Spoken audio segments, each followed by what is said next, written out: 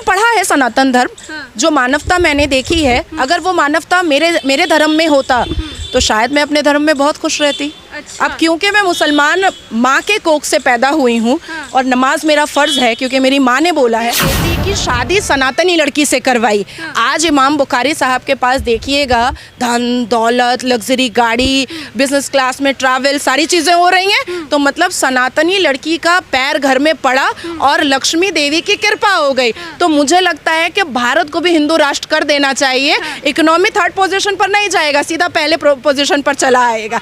जब पाकिस्तान इस्लामिक देश हो सकता है, जब बांग्लादेश इस्लामिक देश हो सकता है, तो फिर भारत हिंदू राष्ट्र क्यों नहीं हो सकता है? हो ही सकता है ना। सबसे पुराना धर्म कौन सा है? सनातन धर्म है। सबसे पुराना डीएनए कौन सा है? सनातनियों का है। सबसे पुरानी किताब कौन सी है? ऋग्वेद है। तो फिर हिंदू राष्ट्र क्यों नहीं हो सकता? भारत में 82.7% जो संख्या है ना, वो सनातनियों की है। मुझे लगता है कि अब सनातनियों को ना रुद्राक्ष माला के साथ साथ थोड़ा भाला का भी काम करना पड़ेगा, तब जाकर के ये भारत जो है वो हिंदू राष्ट्र में चेंज हो सकता है। 72 वर्जिन हुरों का जिक्र कुरान में नहीं है। प्रॉफेट मोहम्मद पर एक बुढ़िया कचरा फेंकती थी और वो बीमार हो गई, तो प्रॉफेट मोहम्मद चले गए उसकी तीमारदारी करने के लिए, उसका ख्याल रखने के लिए। ये भी कुरान में लिखा हुआ नहीं है। तो बहुत सारा ऐसा चूरन है झूठ का जो ये इमाम लोग फैलाते हैं। इजराइल का समर्थन कर रहे हैं। मैंने कुरान बहुत अच्छे से पढ़ा है। जाहिर सी बात है मैं ट्रोल होंगी इस बात को बोलने पर, लेकिन मैं चाहती हूँ कि कोई भी आलिम, उलमा, कारी, इमाम, मुअज्जिन वो कुरान की किताब को लेकर के मेरे पास आए और मेरे हाथ में कुरान नहीं होगा। हर सूरा, हर पारा, हर आयत को मैं तर्जुमान के हिसाब से उसको बताऊंगी कि कहाँ कहाँ पर क्या क्या है और तुम क्या क्या अफवाह उड़ा बात अभी कर रही हैं। वो मुसलमान मदरसा छाप लोग, जहालत के कीड़े, ये बताएंगे कि हमें किस चीज़ को फॉलो करना है और किस चीज़ को फॉलो नहीं करना है। कुरान में ये साफ है कि यहूदियों पर हमेशा अत्याचार हुआ है। अगर आप मुसलमान समाज के हिसाब से देखेंगे तो यहूदी जो हैं वो बुरे हैं, क्रिश्चियन हैं वो बुरे हैं, हिंदू तो काफिर ही हैं। सनातन धर्म को तो जितना मलाइंग 1400 साल से किया गया है और यहूदियों को जितना डिप्राइव और जितनी अत्याचार की गई है, ये कुरान के पन्ने खोल कर देखा जा सकता है। जिस तरीके से जंग लगातार जारी, आप किसका समर्थन कर रही हैं? मैं इजराइल का। मैंने हमेशा भारत को अपनी माता माना है, तो माँ का समर्थन नहीं करूँ तो किसका करूँ? मैं संविधान को मानती हूँ, मैं अपने धर्म को संविधान मानती हूँ।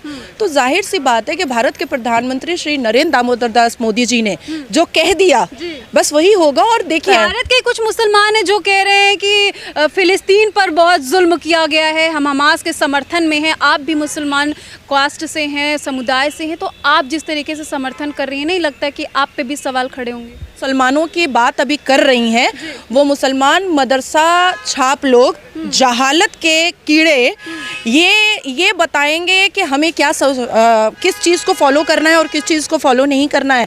दूसरी चीज़ मैं आपको बहुत क्रिस्टल क्लियर ये बता देती हूँ कि आज तक मुसलमान समाज ने क्या अचीवमेंट किया है। कोई बहुत बड़ा अचीवमेंट किया है? चलिए उनके हिसाब से ही बात कर लेते हैं, मुस्लिम समुदाय के हिसाब से ही बात कर लेते हैं। यहूदी ख़राब है, क्रिश्चियन ख़राब है, सनातन ख़राब है, पर जिस पन्ने पर और वरक पर कुरान की बातें लिखी जाती हैं और कुरान लिखा जाता है, वो भी शायद किसी न किसी सनातन के फैक्ट्री में ही बन रहा होगा वो पेज। तो तब तो कुरान भी काफिर हो गया। तब इसके बारे में कुछ बात की जाए।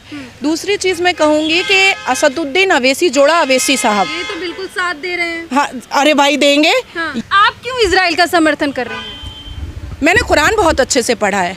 जाहिर सी बात है मैं ट्रोल होंगी इस बात को बोलने पर, लेकिन मैं चाहती हूँ कि कोई भी आलिम, उलमा, कारी, इमाम, मुअज्जिन वो कुरान की किताब को लेकर के मेरे पास आए और मेरे हाथ में कुरान नहीं होगा।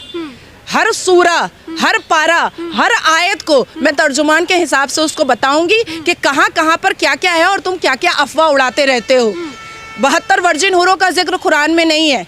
प्रॉफेट मोहम्मद पर एक बुढ़िया कचरा फेंकती थी और वो बीमार हो गई तो प्रॉफेट मोहम्मद चले गए उसकी तीमारदारी करने के लिए, उसका ख्याल रखने के लिए, ये भी कुरान में लिखा हुआ नहीं है। तो बहुत सारा ऐसा चूरन है झूठ का जो ये इमाम लोग फैलाते रहते हैं। दूसरी एक बात मैं कहना चाहूँगी कि इमाम बुखारी साहब के इकलौते बेटे वही इमाम बुखारी जिनको दिल्ली जामा मस्जिद के शाही इमाम हैं और फिरंगी औरत के साथ हमेशा देखे जाते थे, सोनिया गांधी जी के साथ हमेशा माइक पकड़ के। फिलिस्तीन का सपोर्ट कर रही है। कैसे नहीं करेगा, कैसे नहीं करेगा? पहले मैं ये क्लियर कर दूं, उन्होंने अपने इकलौते बेटी की शादी सनातनी लड़की से करवाई। आज इमाम बुखारी साहब के पास देखिएगा धन दौलत, लग्जरी गाड़ी, बिजनेस क्लास में ट्रैवल, सारी चीज़ें हो रही हैं। तो मतलब सनातनी लड़की का पैर घर में पड़ा और लक्ष्मी देवी की कृपा हो गई। तो मुझे लगता है कि भारत को भी हिंदू राष्ट्र कर देना चाहिए। इकोनॉमी थर्ड पोजीशन पर नहीं जाएगा, सीधा पहले पोजीशन पर चला आएगा। जब पाकिस्तान इस्लामिक देश हो सकता है, जब बांग्लादेश इस्लामिक देश हो सकता है, तो फिर भारत हिंदू राष्ट्र क्यों नहीं हो सकता है? हो ही सकता है ना। सबसे पुराना धर्म कौन सा है? सनातन धर्म है। सबसे पुराना डीएनए कौन सा है? सनातनियों का है। सबसे पुरानी किताब कौन सी है? ऋग्वेद है। तो फिर हिंदू राष्ट्र क्यों नहीं हो सकता है? अब यहाँ पर बात आई जिसकी संख्या भारी उसी की चलेगी, ऐसा कुछ उन्होंने भारत जोड़ो यात्रा वाले ने निकाला था। तो पूरे भारत में 82.7% जो संख्या है ना वो सनातनियों की है। मुझे लगता है कि अब सनातनियों को ना रुद्राक्ष माला के साथ साथ थोड़ा भाला का भी काम करना पड़ेगा, तब जाकर के ये भारत जो है वो हिंदू राष्ट्र में चेंज हो सकता है ना। सबके लिए इतना बोलती है, आपको डर नहीं लगता? क्या ही होगा, गुस्ताखे रसूल की सजा ही होगी ना। पर मैं तो सच बोल रही हूँ ना कि प्रॉफेट मोहम्मद की 9 बीवियाँ थी। 4 तो हलवा उड़ाया गया है, झूठ उड़ाया गया है, उनकी 9 बीवियाँ थी। नाज़िया जी, पाकिस्तान भी बहुत समर्थन दे रहा है हमास को। लो कर लो बात, पाकिस्तान का ही था ना। उसामा बिन लादेन उन्हीं के घर में छुपा था ना। हाफिज सईद को अभी प्रोटेक्शन कौन दे रहा है? पाकिस्तान ही दे रहा है ना। अजमल कसब किसका प्रोडक्शन था? पाकिस्तान का ही था ना। तो कुत्ते के साथ ही रहते हैं ना। फिलिस्तीन के जो चीफ हैं, कहा जा रहा है कि उनके पास 16 हमास के जो चीफ हैं उनके पास 16 करोड़ है और 16,000 करोड़ है, और वो खुद तो गाज़ा में रहते नहीं है, कभी आते नहीं है, प्राइवेट जेट से घूमते, अपने बेटे को भी घुमाते हैं और लोगों को उकसा रहे हैं लड़ाई करने के लिए। देखिए, मैं आपको एक चीज़ क्लियर बता देती हूँ कि अभी जो ईरान हमास और फ़लस्तीन के पक्ष में सामने में आया है, अगर एक डेड बॉडी गाज़ा से उठा करके फ़लस्तीन की ईरान में दे दिया जाए और कहे कि तुम अपने कब्रिस्तान में इसको दफन कर दो, वो नहीं करेगा। क्योंकि हम मुसलमानों में ना 72 फ़िरका है। मैं सुन्नी समाज से आती हूँ, मैं सुन्नत रसूल से आती हूँ। मुझे शिया कभी अपने कब्रिस्तान में दफन नहीं करेगा और शिया को कभी सुन्नी अपने कब्रिस्तान में दफन नहीं करेगा। ये आपस में आज से नहीं, एक ज़माने से लड़ रहे हैं, लेकिन दुनिया को दिखाते हैं कि हम साथ में हैं। भारत में बार बार मौलाना अरशद मदनी क्या कहते हैं कि हम 21 करोड़ हैं। भाई साहब, थोड़ा सच बोल दो, क्योंकि 72 फ़िरका जब टूटेगा, उसका जब सर्वे रिपोर्ट निकलेगा ओबीसी की तरह, तो इसमें कितना मिलेगा, आपके हाथ में कितना आएगा, ये भी सामने लाना बहुत ज़रूरी है। और 72 फ़िरकों वाले को मैं एक चीज़ और तोड़ के बता देती हूँ मौलाना अरशद मदनी के लिए कि देखिए, भारत में शिया को सुन्नी नहीं मानता है। सुन्नी समुदाय जो है, हालांकि मैं खुद सुन्नी हूँ, सुन्नी समुदाय जो है ना शिया को मानता है, ना वहाबी को मानता है, ना अहमदी को मानता है, ना यहूदी को मानता है, ना पारसी को मानता है। तो 72 फ़िरका जब टूटेंगे ना, तो सुन्नी के पास वोट बैंक सिर्फ बचेगा 5%। यानी कि आप कह रहे हैं कि मुस्लिम समुदाय के जो लोग हैं एक नहीं है? बिल्कुल नहीं है। अच्छा, इनको आप देखिएगा कि मौलाना अरशद मदनी और all India Muslim personal law board हमेशा कहता है मेरे मदरसे नहीं बंद होने चाहिए। मैं अपने मदरसे को बंद नहीं करूंगा, क्योंकि जो हराम की कमाई आ रही है ना, और हलाल की भी कमाई आ रही है, ये जितने स्लॉटर हाउस हैं, हलाल ये, हलाल वो, हलाल ये, जो जितने ये सब किए बिना क्या इनका धर्म नहीं चलेगा? नाज़िया जी, चलिए मुझे आप ही एक मौलाना का नाम बताइए जो इंजीनियर है, डॉक्टर है, साइंटिस्ट है, लेकिन दीन के राह में अपना काम कर रहा है। चलिए बता दीजिए, बता दीजिए। वकील है, जज है, बैरिस्टर है, लेकिन दीन की राह में, अल्लाह की मोहब्बत में मस्जिद में जाकर के नमाज अज़ान दे रहा है, ऐसा तो कोई नहीं है। बहुत डर है इन लोगों को कि जिस